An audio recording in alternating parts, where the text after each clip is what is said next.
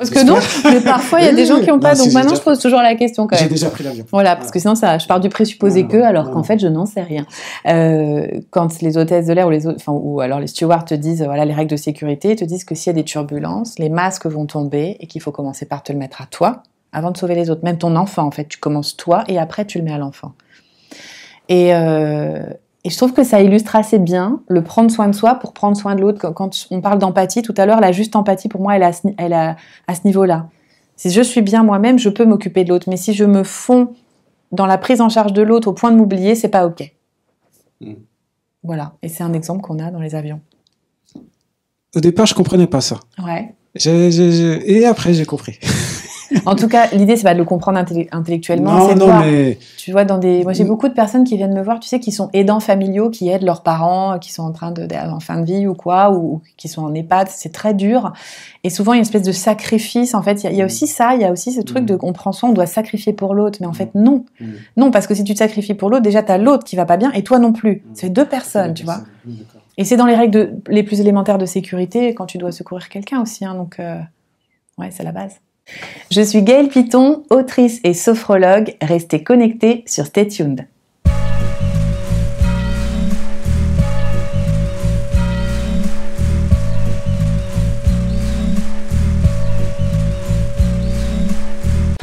Bon, j'espère que ça ira. Je vais peut-être avoir du mal à me regarder, hein, tu sais.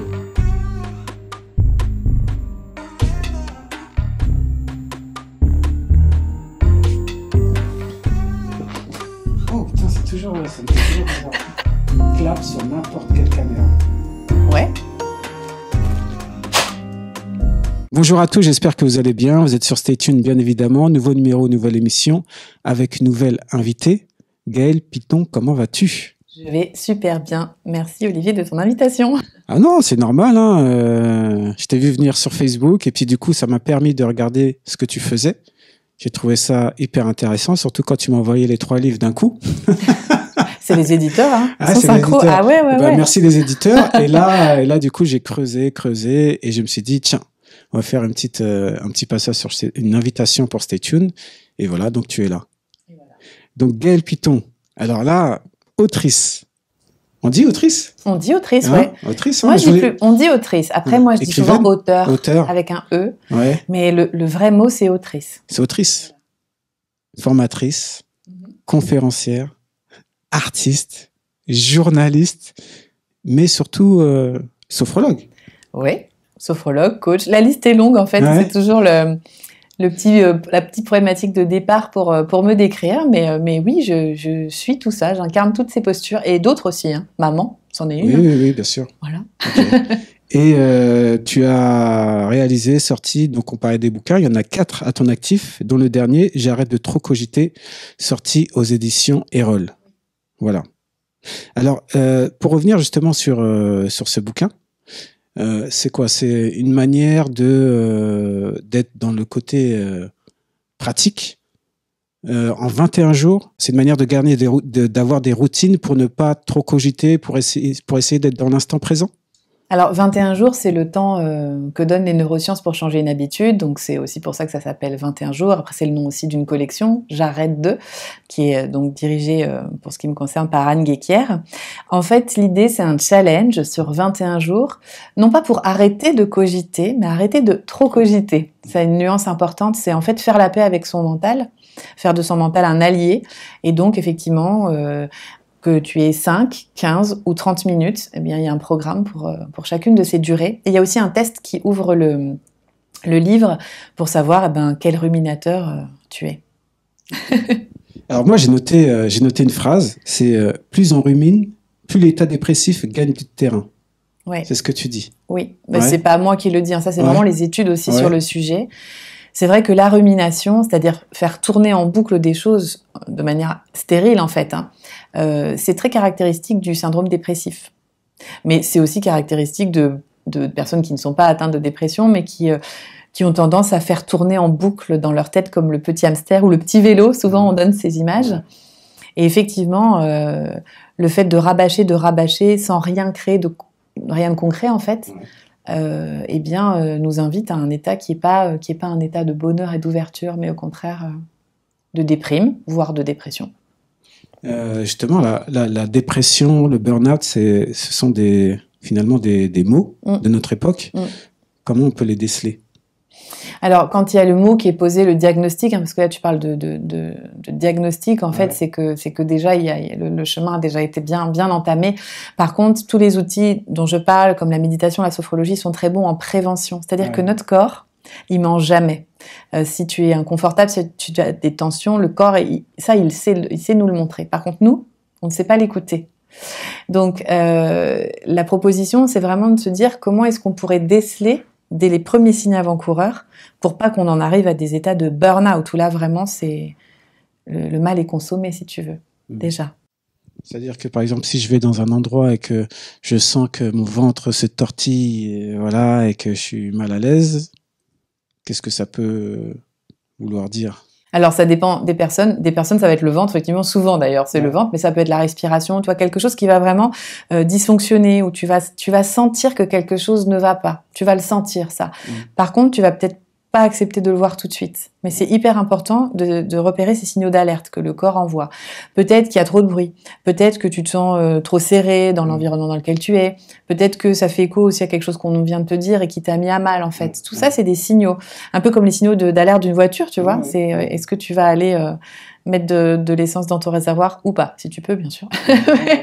Mais voilà, donc ça va plutôt indiquer une situation de malaise, d'inconfort. Et ça, c'est très important d'aller observer ce qui se passe à ce moment-là, de l'accueillir déjà.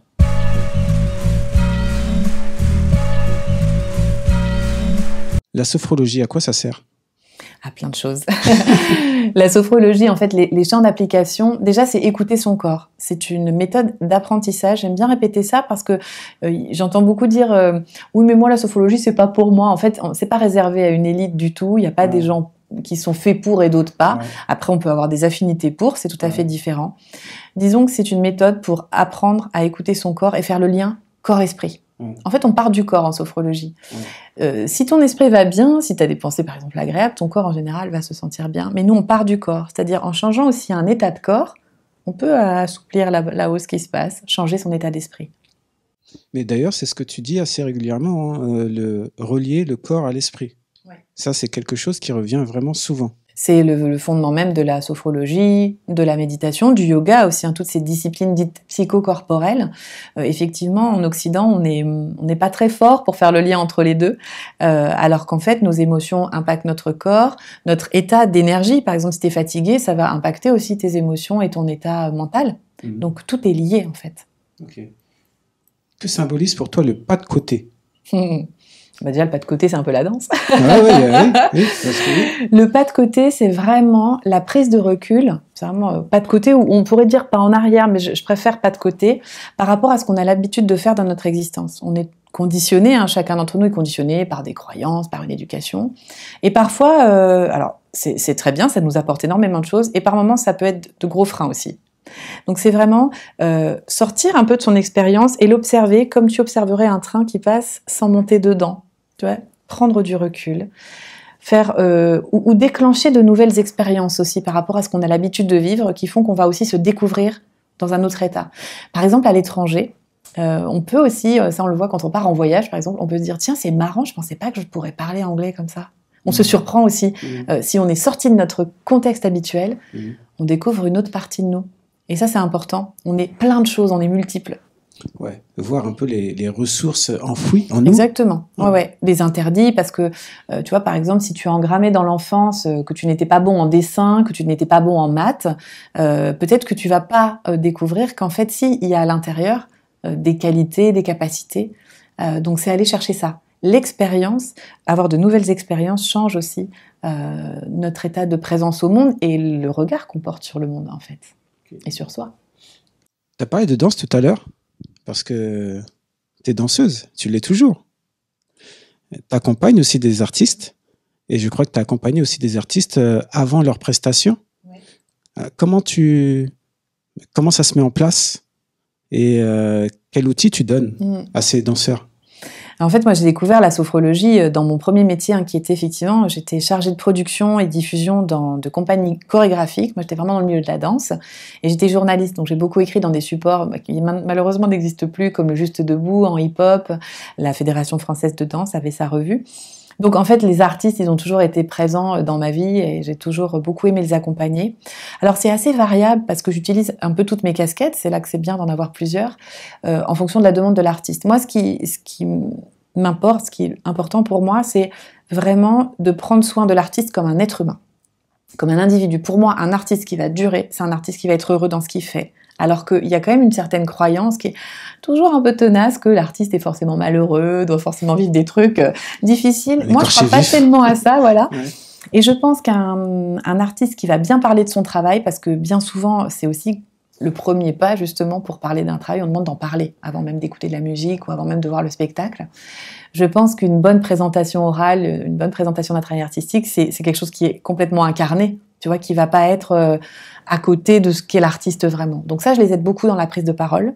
Je les aide aussi à, je te parle des demandes qui sont les plus régulières, à maintenir l'équilibre entre la vie personnelle et la vie professionnelle, qui souvent sont très mêlées, très mélangées. Qui sont des métiers passion, hein, d'être danseur, d'être musicien, d'être artiste de cirque.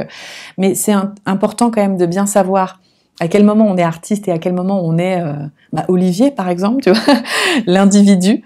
Après, je les accompagne aussi sur la détente avant le show, sur les petits rituels de concentration. Justement, j'ai une petite question là-dessus sur le pro-perso. On te demande justement de dissocier, c'est ça ? C'est pas tellement dissocié parce qu'en fait, on est aussi fait de toutes ces casquettes-là. Mais je pense que parfois, c'est très entremêlé et qu'il y a beaucoup d'artistes, par exemple, qui sacrifient leur vie personnelle pour l'art, et je pense que c'est pas tout à fait juste. En tout cas, je pense qu'il y a une autre façon d'être un artiste épanoui et talentueux et qui dure, en fait. Et aussi, j'ai beaucoup accompagné d'artistes qui étaient vraiment dans le lancement d'une carrière et qui commençaient à devenir vraiment extrêmement célèbres, parce que la célébrité, ça s'accompagne, en fait. C'est très difficile. C'est ce que tout artiste cherche, et en même temps, c'est très dur à vivre. C'est marrant parce que ça me renvoie à quelque chose. Lors de mes interviews précédentes, j'avais interviewé Pauline Croze, qui a connu un gros succès, et à un moment donné, elle a fait un burn-out. Elle a fait un burn-out parce que on la pressait beaucoup. Donc, elle était obligée de faire des dates et puis faire de la promo, et que finalement, à un moment donné, ça a lâché. Et elle expliquait que les artistes n'étaient pas forcément ou souvent accompagnés là-dessus déjà sur la santé mentale, parce que c'est un mot qui revient souvent maintenant, la santé mentale. Et ils n'étaient pas accompagnés, quoi. C'est ça. Et je la rejoins tout à fait. Et puis du coup, en plus, c'est un témoignage. Elle l'incarne vraiment. Donc oui, complètement. Et parce que enfin, il y a le succès qui arrive, on a de la chance. Aussi, il y a ça, il y a le fait d'avoir un métier qui est pas vraiment un métier aux yeux de la société. Hein. Parfois, tu as de la chance, même pour toutes les carrières qui accompagnent les artistes. Hein. Il y a aussi les techniciens, toutes les personnes de la com. Finalement, tu as de la chance, quoi. Tu côtoies des grands, donc on peut pas trop se plaindre, quoi. Mais je crois qu'il y a vraiment un accompagnement à faire. Moi, j'ai beaucoup accompagné les danseurs, dont l'outil c'est le corps. Mais le corps machine, tu vois, le corps, il doit fonctionner, il doit faire le spectacle. Mais prendre soin du corps, c'est encore assez loin. Ça commence à changer quand même. Hein. Mais je crois que semer, donc, par exemple, de la sophrologie, transmettre ces outils aux artistes, ça peut être très, très utile pour justement faire durer la carrière. Comme un marathonien, tu vois, un peu. Tout à l'heure, j'ai évoqué le mot santé mentale. Ouais. C'est un mot qui revient de plus en plus souvent. Et finalement, je trouve que c'est en lien aussi avec ton bouquin. Qu'est-ce qui fait qu'on en parle de plus en plus souvent ?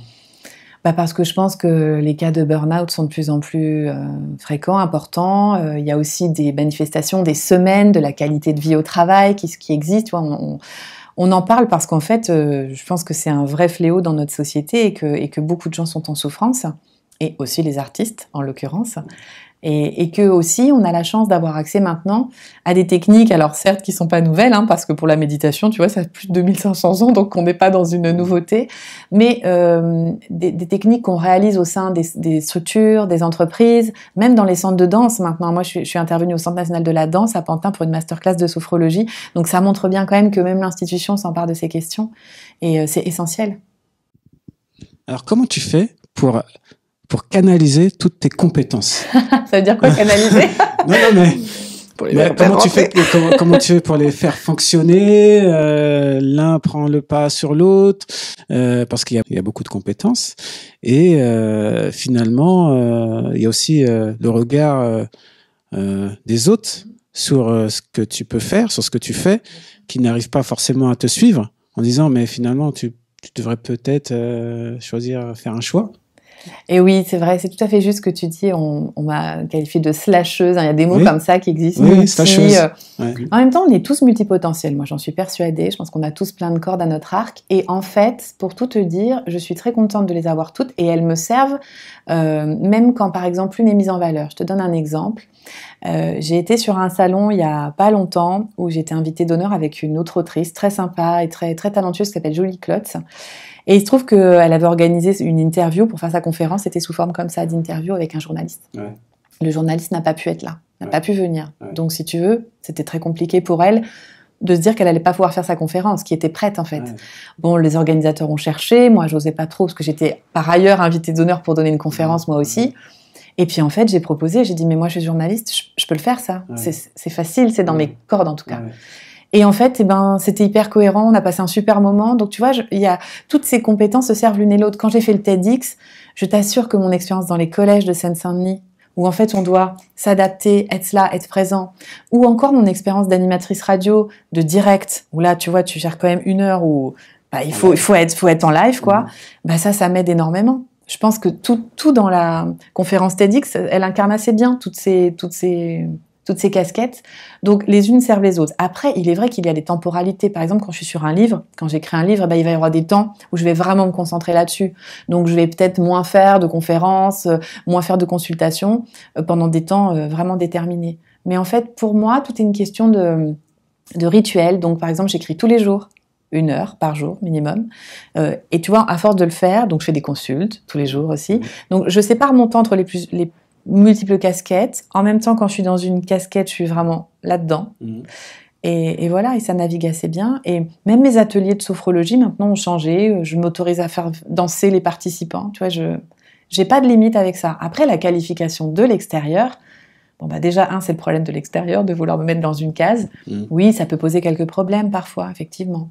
Parce que je suis un peu un ovni, mais je pense que je suis pas la seule. Hein. Oui, il y en a de plus en plus. Les artistes sont comme ça, quasiment tous. Ah ouais. Une troisième et dernière fois, c'est toi avec les mains fermées, les poings.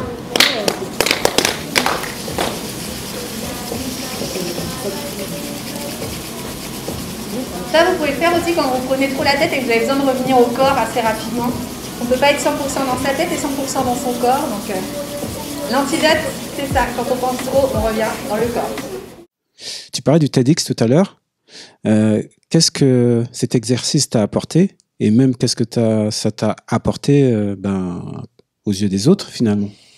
Déjà, le TEDx, c'est une énorme expérience humaine, artistique, parce que t'es quand même vraiment seule sur scène et en même temps, je me suis quand même entourée pour préparer, entourée de contacts, donc notamment d'une choréologue, parce que j'ai envisagé ça vraiment comme un spectacle en fait. Pour moi, c'est un truc écrit et en même temps improviser comme un spectacle dans les moments où tu peux, peut-être dans une chorégraphie, tiens, il y a ce mouvement qui vient ce soir-là, parce que c'est, voilà. Mais pour moi, c'était important d'intégrer le corps, donc j'ai fait intervenir Sylvie Robaldo, qui est une choréologue, une amie aussi, une collègue, enfin vraiment quelqu'un d'incroyable.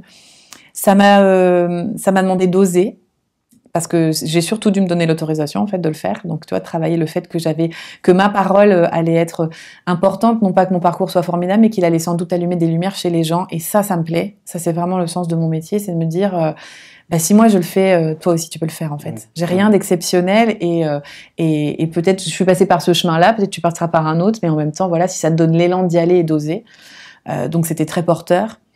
Ça change un petit peu, une notoriété, oui, mais un peu comme quand tu écris un livre, tu vois, il y a quelque chose qui est posé, voilà. Je suis passée par la case TEDx, si tu veux, donc aux yeux des professionnels, je pense que ça donne une certaine expertise, mais surtout, ça peut leur faire voir clairement ce que je peux proposer en conférence.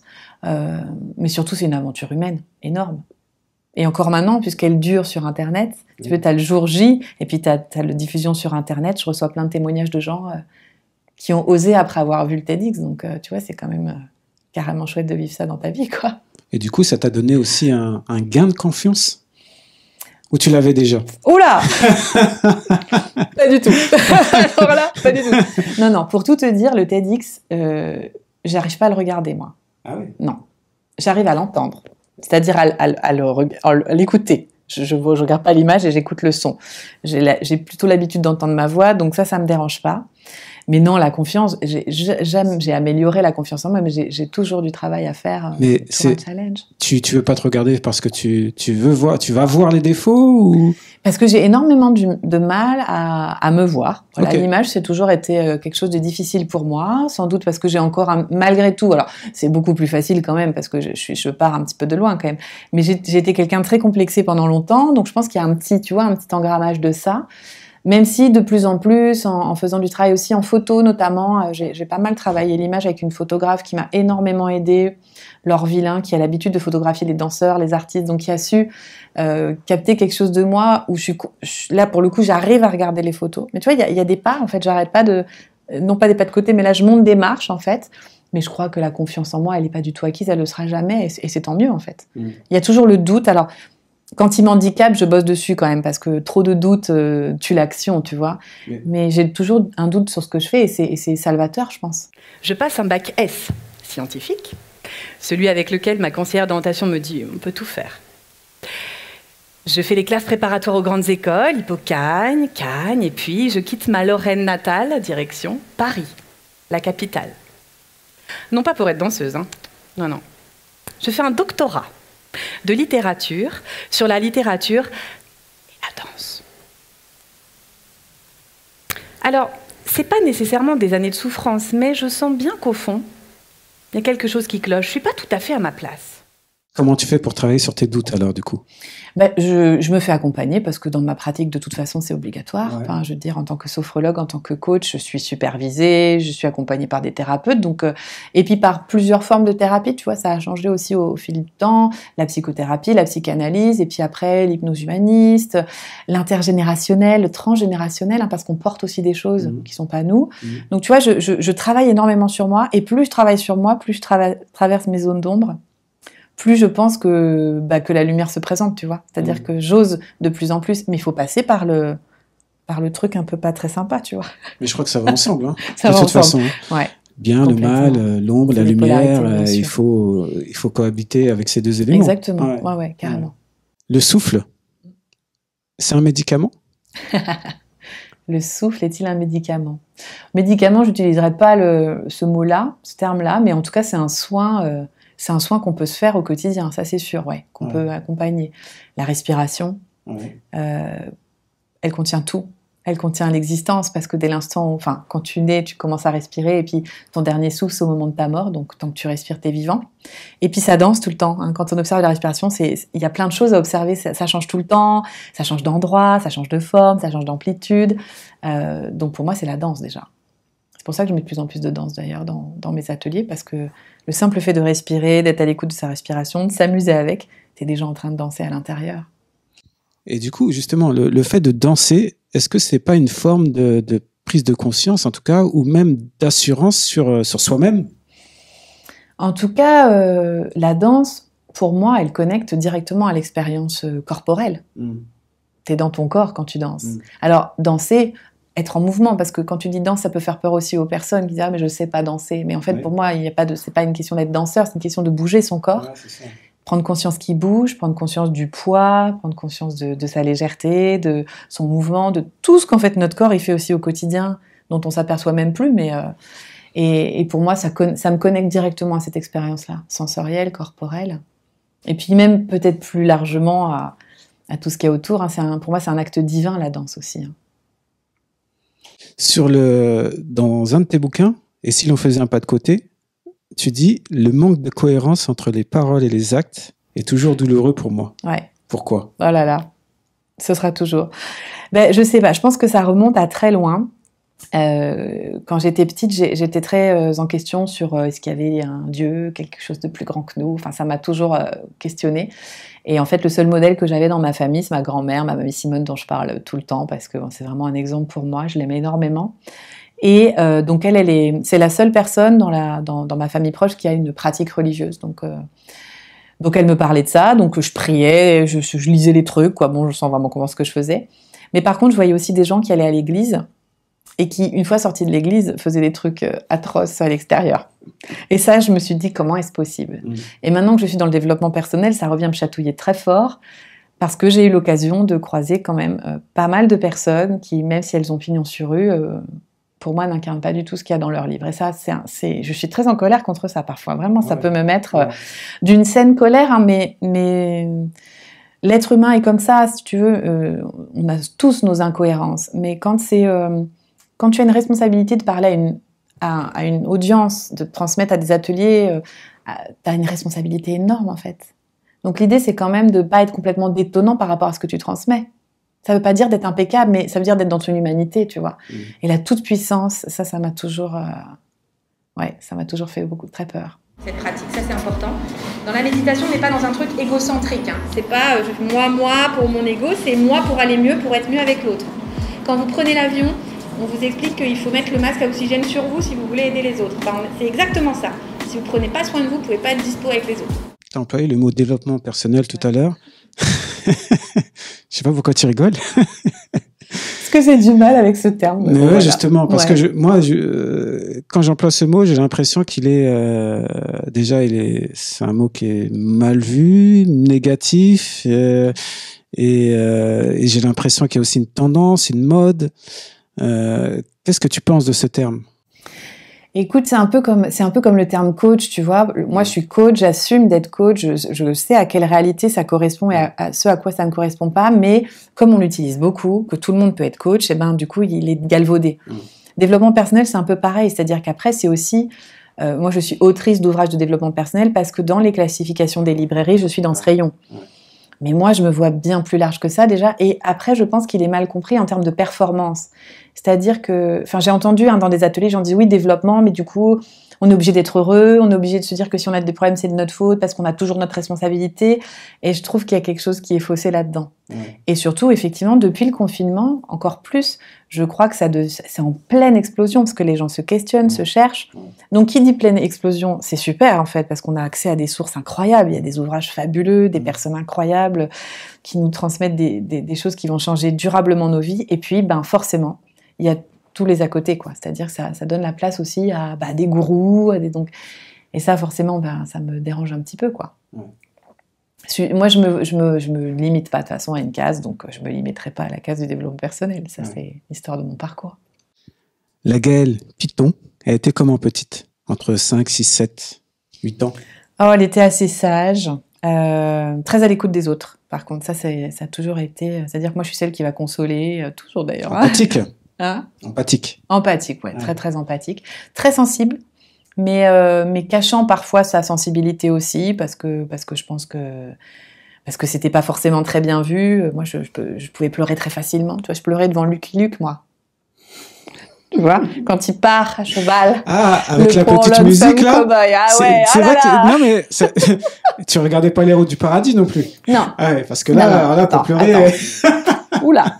Non, mais voilà, c'était... Et donc, ça faisait rire parce que, comment ça, on pleure devant Lucky Luke. Et alors, récemment, il y a Fabrice Midal, qui est un auteur aussi sur la méditation, qui a fait tout un texte sur Lucky Luke et l'hypersensibilité. Je me suis dit, mais c'est moi. En fait, je pense que j'étais et que je suis hypersensible. Donc, forcément, gamine déjà, quoi. Non, mais... Là, tu me parles de Lucky Luke, je repense à la scène de fin, et c'est vrai que c'est assez tristounet. Hein. Attends, il y a le soleil qui se couche, il part tout seul avec son cheval. C'est dramatique. Je sais pas si tu as connu Watu Watu. Ah non. Ah, c'est des... Alors, je sais pas si c'est des dauphins, c'est des poissons qui ont une vie voilà, dans l'eau, et puis à la fin, ils rentrent dans leur coquillage, et ça clôture en fait le dessin animé. Et il y a une petite musique de fin. C'est pas possible. Non, mais ça me faisait un petit Ça me faisait un petit quelque chose, parce que la musique aussi était tristoune, et je me disais, ah non, c'est la fin. Et souvent, ça arrivait à un moment donné où c'était peut-être fin du week-end, des choses comme ça. Donc, c'était encore plus dramatique. Ouais. Non, mais encore maintenant, tu me mets devant des émissions où les gens font des surprises à leurs amis, machin. Moi, je suis très bonne cliente pour ça. I'm a poor, lonesome cowboy. I'm a long, long way from home. Est-ce que tu as réalisé quelques-uns de tes rêves? Ouais. J'en ai réalisé plusieurs même. Plusieurs. En fait, j'ai un cahier qui s'appelle « Les 100 choses que j'aimerais faire avant de mourir ». C'est ça. C'est un vision board. Ouais, mais j'écris vraiment des pages avec, je colle des photos, donc et c'est marrant parce que depuis que j'ai fait ça, il y a certains trucs qui sont réalisés. Ben, déjà, je suis maman, donc ça, j'ai beaucoup de chance. Félicitations. Ouais, parce que ça, c'est un grand changement, c'est un grand rôle, voilà, c'est une grande mission aussi de transmission. J'ai écrit un livre, j'en ai écrit 4 même, mais voilà, le premier gardera toujours, voilà, c'est celui qui m'a posée en tant qu'autrice, donc je me souviendrai toujours des émotions, mais à chaque fois, de toute façon, c'est une grande émotion. J'ai réalisé un film sur la danse aux Philippines. J'avais promis, j'ai une grande histoire avec ce pays, et j'avais promis aux danseurs philippins de réaliser ça. Donc j'ai réalisé avec mon compagnon Aurélien. On est parti, voilà, sac au dos, au bout du monde. Voilà, on m'a dit qu'on ferait un film, on a fait le film, tu vois. Et il y en a que j'ai pas encore réalisé, que je pourrais jamais réaliser aussi, mais j'ai pas fini, je pense. Ouais. Et l'écriture, ça a une importance pour toi. Et puis ça en a de plus en plus en fait. Et là j'ai des envies de fiction, tu vois. Je suis en train de commencer à écrire du roman parce que je trouve que cette forme elle est quand même chouette aussi pour emmener les gens dans des histoires, dans des personnages, mais toujours pour faire réfléchir. Donc ouais, c'est devenu essentiel quoi. C'est presque aussi essentiel que ma méditation du jour, tu vois. Ouais, ça prend de plus en plus de place. Donc je fais de la place pour ça. Est-ce que c'est pas une forme de méditation aussi quelque part ? Si, surtout quand je la ritualise comme ça. Il y a des moments où je me laisse en écriture automatique. Donc pas quand j'écris des livres pratiques, mais là pour le roman par exemple, j'écris aussi les émotions. J'ai repris un journal intime, ce que j'avais pas fait depuis mon adolescence. Tu vois, mais je trouve ça hyper intéressant de consigner, de voir comment t'évolues. Et j'écris surtout. Des fois, je peux être posée dans un café. J'aime beaucoup observer les gens et puis je peux commencer à écrire une histoire sur un truc que j'ai vu. Et ça c'est presque une drogue. Hein. J'ai besoin de ça en fait. Vraiment, ouais. Okay. Est-ce que tu as des regrets ? Des regrets ? Je sais pas. J'essaie de pas en avoir en fait. Mais non, je crois pas parce que je pense que chaque expérience m'a apporté quelque chose. Alors sur le moment, il y a des personnes voilà, que j'ai regretté de ne plus voir dans ma vie, dans mon existence. Mais ça a laissé toujours de la place à autre chose. Donc tu vois, non, je crois que j'ai pas de regrets. Non. Même celui de pas être danseuse, tu vois, c'est pas un regret pour moi. Ça s'est transformé en autre chose. Ouais, et puis quelque part, t'es toujours dedans. Oui, j'y suis revenue plus en fait. Ouais. Il y a eu tout un moment où je dansais moins. Voilà, là, ça fait partie de ma vie là encore quoi. J'ai besoin de créer moi. Artiste, hein. Voilà. Ce mot est encore compliqué. J'ai du mal à me l'adosser à qui je suis, mais je pense qu'il résume bien mes casquettes. Pourquoi ce mot est compliqué ? Parce que je pense que j'ai tellement accompagné des gens dont c'était le métier de vrais artistes que j'ai du mal à me qualifier comme ça. Il y a des faux artistes pour toi ? Non, mais c'est marrant, c'est Non, mais il y a des gens dont c'est le métier, qui font ça toute la journée. Alors bon, effectivement, maintenant, c'est vrai que ça devient plus aussi mon cas. Mais je sais pas, j'ai un respect aussi pour ces artistes-là, ouais. Est-ce que tu aurais une petite, on appelle ça des tips, pour être dans l'instant présent ? Alors moi, pour me concernant, j'avais pris des petites applications, méditation, Petit Bambou, les trucs comme ça. J'ai fait ça pendant 3 semaines, puis après, voilà, ouais, ça m'a saoulé.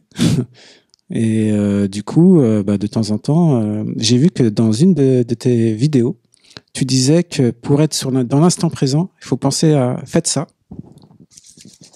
Ouais.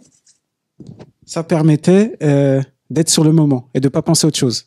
En fait, c'est revenir à ton corps, revenir à tes sens. Donc, c'est au final pas très compliqué. On pourrait, par exemple, là, tu vois, si je voulais te ramener dans le moment présent, je pourrais te dire ouvre tes oreilles sur le son dans cette pièce là dans laquelle on est tous les deux. Mais j'entends depuis tout à l'heure le son. Il y a un fond sonore là qui est là, je l'entends toujours. Mais vraiment de te concentrer uniquement là-dessus, c'est-à-dire de ramener ton attention sur ça et dès que tu penses à autre chose, de ramener.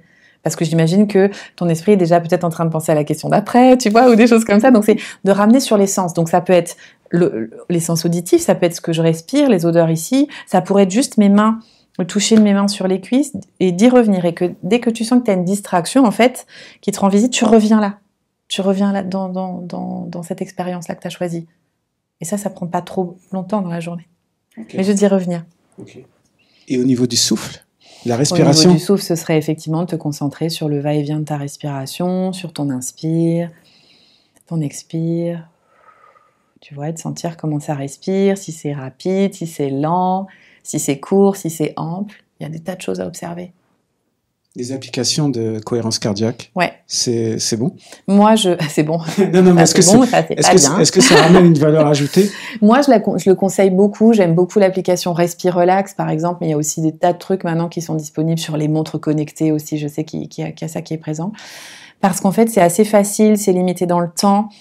En fait, le Respirelax, c'est une petite bulle qui monte et qui descend dans un tube. Hein. Sur l'inspire, tu suis la bulle quand elle monte, et puis quand elle descend, tu expires.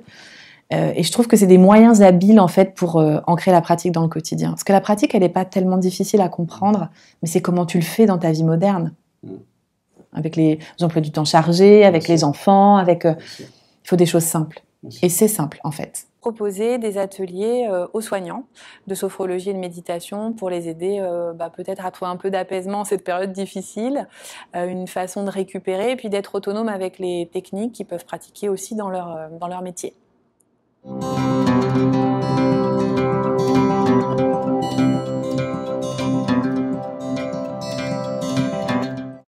T'as beaucoup parlé. Oui. Non, mais c'est bien. Je suis pas là pour ça. Non, mais c'est bien. Mais si, t'es là pour ça. Bon, maintenant, je danse. Okay. Bah, tu peux danser. Hein. Non, mais le mot de la fin, ça serait quoi? Le mot de la fin. De la fin d'aujourd'hui, par contre. Hein, mais, Oui, non, pour conclure l'interview. Voilà, ça sera plus clair. Ne pas oublier que dans la vie, il y a toujours des choses qui dépendent de nous. Toujours. C'est-à-dire, même dans la situation la plus contrainte, même quand tu as des problèmes, même quand ça va pas, il y a toujours un truc qui dépend de toi. Ça, pour moi, c'est comme ça qu'on redéclenche l'autonomie et la liberté. Voilà. Sortir de la victimisation. Ouais. Sinon, de toute façon, tu peux rien faire si tu es en posture de victime. Et d'ailleurs, ça me fait penser à quelque chose, une vidéo toujours, ouais. où tu parlais toujours avec des danseuses, ouais. et tu disais qu'il faut d'abord se sauver soi-même avant de sauver les autres. Oui. Et tu prenais l'exemple de l'avion. Ouais. Ah ouais. Ah oui, quand tu prends l'avion, j'imagine que tu as déjà pris l'avion. Ah oui. Parce que non, mais parfois il y a des gens qui n'ont pas, donc maintenant je pose toujours la question quand même. J'ai déjà pris l'avion. Voilà, parce que sinon je pars du présupposé alors qu'en fait je n'en sais rien.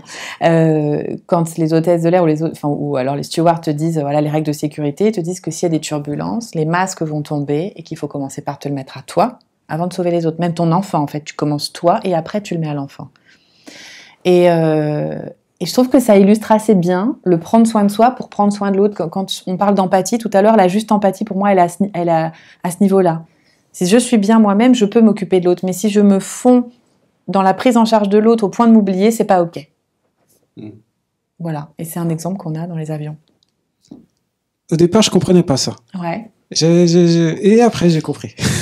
En tout cas, l'idée, c'est pas de le comprendre intellectuellement. Non, c'est de voir, mais... Tu vois, moi, j'ai beaucoup de personnes qui viennent me voir, tu sais, qui sont aidants familiaux, qui aident leurs parents, qui sont en fin de vie ou quoi, ou qui sont en EHPAD. C'est très dur. Et souvent, il y a une espèce de sacrifice. En fait, il y a aussi ça, il y a aussi ce truc de on prend soin, on doit sacrifier pour l'autre. Mais en fait, non. Non, parce que si tu te sacrifies pour l'autre, déjà, t'as l'autre qui va pas bien et toi non plus. C'est deux personnes, tu vois. Et c'est dans les règles les plus élémentaires de sécurité quand tu dois secourir quelqu'un aussi. Hein, donc, ouais, c'est la base.